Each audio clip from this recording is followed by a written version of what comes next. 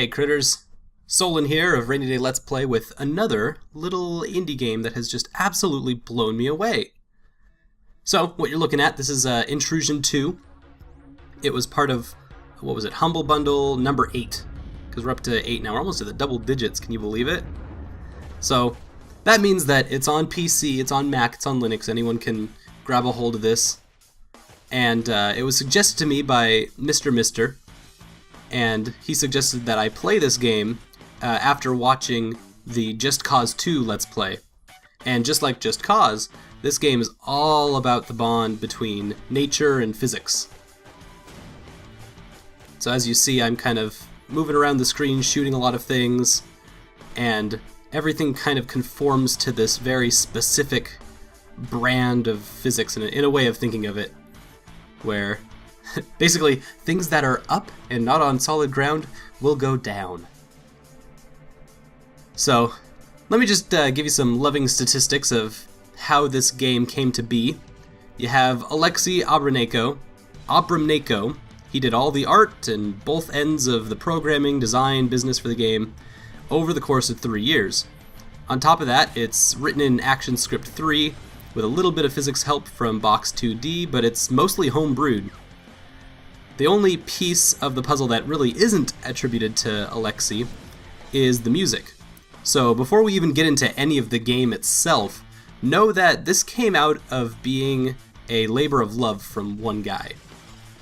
And as many game reviewers are quick to note, this single-man army shows through in the technical details that maybe don't necessarily feel as polished, but then there's other parts that are extremely polished. Lucky for all of us, I'm not a reviewer. I'm a critic, and it is plain to see that Aleksey's personal expressions shine through the art, programming, and especially the design of Intrusion 2 in some inspiring ways. So basically, you're watching the game play out. I like the little armadillo creature. It kind of grasps onto ledges sometimes in adorable ways. But this is a classic side-scrolling shooter in the style of Metal Slug and Contra, and we play as a sole hero against seemingly insurmountable odds, moving basically from the left of the screen to the right, as far as we can, defending ourselves with a varied arsenal of mechanized weapons. And so, part of that is also moving through the level, which sometimes means manipulating physical objects in order to continue moving to the right. So I use the cursor to aim whichever of the weapons I have equipped and have ammo for in the direction of my choosing, and then it's very important that I also manipulate my body through the level by jumping, I can crawl, and mostly running left to right. If I'm hit too many times by an enemy, I will lose the little life bar, will empty, and I'll have to restart at wherever the last checkpoint is. Just with those very basic rules, we can differentiate Intrusion 2 in one way from its quarter-sucking arcade grandparents, such as Metal Slug, I keep wanting to say Metal Gear, Metal Slug and Contra, in that you have the health bar and checkpoint. These are rules to the game that insinuate that the focus of the game is not on perfection and precision, and that this is a huge design choice that affects how the rest of the game is to be designed. Intrusion 2 is not primarily a game focused on mastery, as much as it's focused on the adventure. And in this case, the adventure is not in storytelling, but it's actually in play. And this is really extraordinarily important to how the game functions as a whole. So when I say that Intrusion 2's idea of finding adventure in play is radical, what I really mean to say is that the way this game plays is kind of closer to golf than it is a video game like Journey, which finds its adventure specifically in storytelling. Although it's probably closer to, say, a golf video game is what this is closest to than anything else. So let me break this idea down. You have play. Play is this idea of rules that interact with one another, and it focuses on the player's ability to affect their place within those rules. A player enjoys their play when they have the ability to venture out into new forms of expression.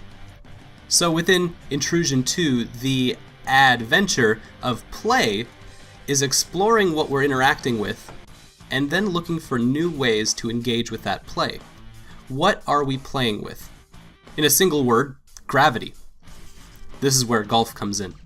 The entire game of golf is an intimate dance with the forces of nature: friction, air resistance, grass, wind, weather patterns, colliding weights of mass, but most importantly, this crazy idea that little things that go up will eventually come back down towards much bigger things, like the planet Earth.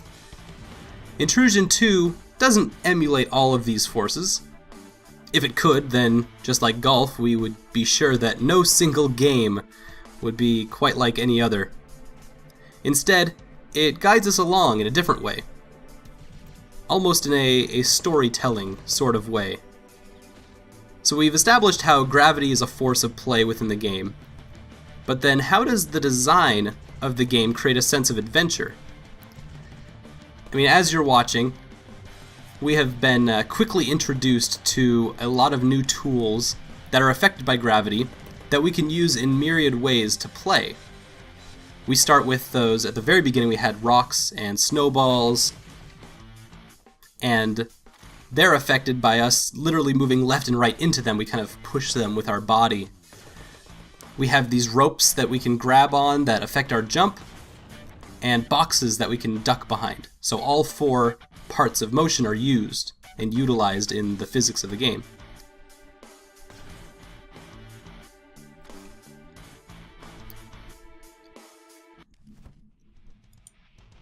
Then we get into the animals. Complex machines. We're about to see some little flying, grabby squid robots. Hello? Notice this guy, he just bowled us over, but he's got a jetpack that kind of lets him fly around. He's got 3 little grabby claw things, each of which have their own kind of health bar that when you attack them, it affects how the creature reacts. And so if it only has 2 claws, it'll kind of manipulate itself differently than if it has 3 or what have you. Also, depending on how close we are to it, it'll do things like grab us, which we need to quickly try to click our way out of. And he'll also shoot some things, so quite an array of types of weapons and ways to threaten us as a player within just one enemy.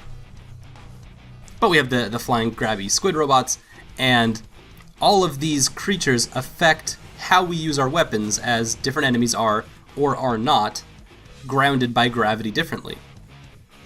It isn't golf, but for a game that only exhibits Newton's laws of motion, the design makes those 3 little laws work very hard for the game. Every level will see new ways to interact with the world around us, and primarily, they're around combinations of physics, nature, and robotics. This guiding through the levels becomes the adventure. Unlike games where the game gets harder by upping numbers in a spreadsheet, like XCOM, Intrusion's levels get harder by implementing the mechanics at play in new and novel ways. And that's amazing design. This is what allows players to be guided on an adventure of play. And like I said, it is radical, even though this is basically day one game design ideology. Design for the systems you have, not the systems you wish you had. In the meantime, we're gonna take this giant rock and kind of push it off the cliff, and awesome! We just bowled ourselves a strike. Kind of interesting how this game can take from... We can abstract it because it's a game of physics, mostly. We can abstract it onto a lot of different games. I like using golf as a metaphor because it's just a brilliant game, but we also get like other physics-based games like bowling or lawn darts. I mean, oh no, it's a wolf and it's attacking us.